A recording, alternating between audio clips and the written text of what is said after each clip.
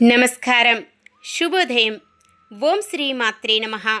ఈనాటి తిథి, వార, నక్షత్ర, యోగ కరణాల శుభ ఫలితాలు మీ జీవితంలో సరికొత్త వెలుగులను నింపాలని ఆకాంక్షిస్తూ ఈ రోజుటి మీ రాశి ఫలాలు మరియు పంచాంగ విశేషాలను ఇప్పుడు వివరంగా తెలుసుకుందాం. ఈరోజు మనకంతా మంచి జరగాలని కోరుకుంటూ ఈరోజు పంచాంగం చూద్దాం. శ్రీ పరభవనామ సంవత్సరం, దక్షిణాయనం, గ్రీష్మ ఋతువు, ఆషాఢమాసం, కృష్ణపక్షం, 2026 ఆగస్టు 4 మంగళవారం. సూర్యోదయం ఉదయం 5:59, సూర్యాస్తమయం సాయంత్రం 6:44, చంద్రోదయం రాత్రి 10:30, చంద్రాస్తమయం ఉదయం 11:34. తిథి షష్ఠి రాత్రి 9:59 వరకు, తదుపరి సప్తమి. నక్షత్రం రేవతి రాత్రి 9:54 వరకు, తదుపరి అశ్విని. కరణము గరజి ఉదయం 10:30 వరకు, తదుపరి వనిజ రాత్రి 9:59 వరకు, తదుపరి విష్టి.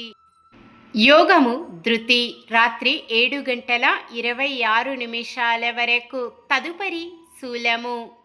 అశుభ ఘడియలు రాహుకాలం మధ్యాహ్నం 3:33 నుండి 5:08 వరకు. యమగండం ఉదయం 9:11 నుండి 10:46 వరకు.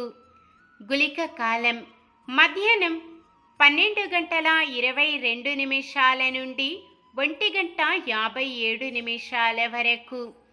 దుర్ముహూర్తం ఉదయం 8:33 నుండి 9:24 వరకు. తిరిగి రాత్రి 11:14 నుండి 11:59 వరకు. వర్జ్యం ఉదయం 9:57 నుండి 11:33 వరకు. శుభ ఘడియలు బ్రహ్మ ముహూర్తం తెల్లవారుజామున 4:23 నుండి 5:11 వరకు. అమృత గడియలు రాత్రి 7:29 నుండి 9:04 వరకు. అభిజిత్ ముహూర్తం ఉదయం 11:56 నుండి 12:48 వరకు. ఆగస్టు 4 మంగళవారం. ఈరోజు మంచిదేనా? ఈరోజు శుభకార్యాలు చేసుకోవచ్చా తెలుసుకుందాం. ఈరోజు ఉన్న తిథి షష్ఠి రాత్రి 9:59 వరకు ఉంటుంది, తదుపరి సప్తమి. షష్ఠి తిథి సాధారణంగా శుభకార్యాలకు అనుకూలమైన తిథి కాదు, కానీ షష్ఠి తిథి పక్షరంధ్ర గడియలు తెల్లవారుజామున 5:15 వరకు ఉంటాయి. పక్షరంధ్ర గడియలు శుభకార్యాలకు అనుకూలమైనవి కావు. తదుపరి ఉన్న సమయమంతా కూడా సాధారణంగా ఉంటుంది. వారం మంగళవారం చాలా రకాల శుభకార్యాలకు వాడరు. తిథుల ప్రకారం ఎలా ఉన్నప్పటికీ ఒక్కోసారి నక్షత్రం వారం కలయికతో అద్భుతమైన యోగం ఏర్పడుతుంది. అలాగే ఈరోజు అశ్విని నక్షత్రం మంగళవారం కలయికతో అమృత సిద్ధి యోగం, సర్వార్థ సిద్ధి యోగం ఏర్పడుతుంది. ఈ యోగ సమయం రాత్రి 9:54 నుండి మరుసటి రోజు ఉదయం 6:02 వరకు ఉంటుంది.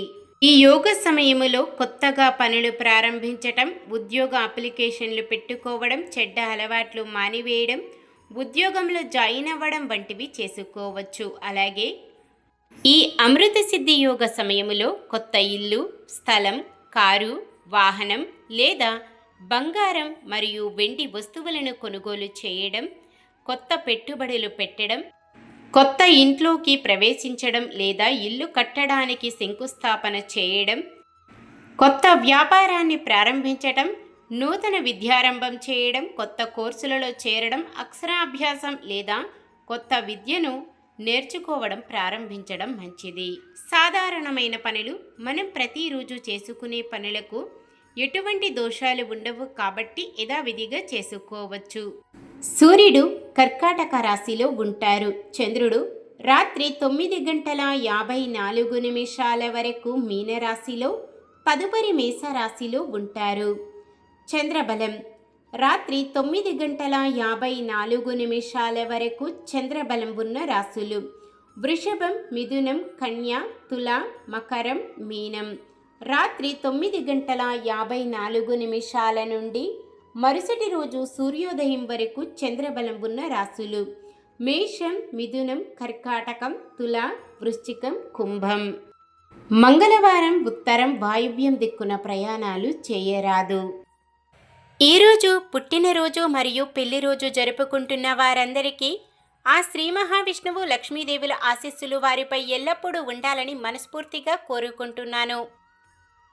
ఈరోజు ప్రశ్న: సూర్యోదయం ఏ సమయానికి ఉన్నది? సమాధానాన్ని కామెంట్లో తెలియజేయండి.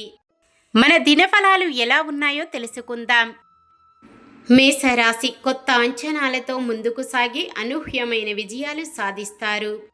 వృషభ రాశి ఆత్మీయుల నుంచి సహాయం, విలువైన సమాచారం అందుతుంది. మిథున రాశి వాహనాలు, ఆభరణాలు సమకూర్చుకుంటారు. కర్కాటక రాశి బాధ్యతలు పెరిగి రుణాలు చేస్తారు. సింహరాశి ఇతరులకు హామీల విషయంలో కొంత నిదానం అవసరం. కన్యరాశి కుటుంబ సభ్యుల సహాయంతో వ్యవహారాలు చక్కదిద్దుతారు.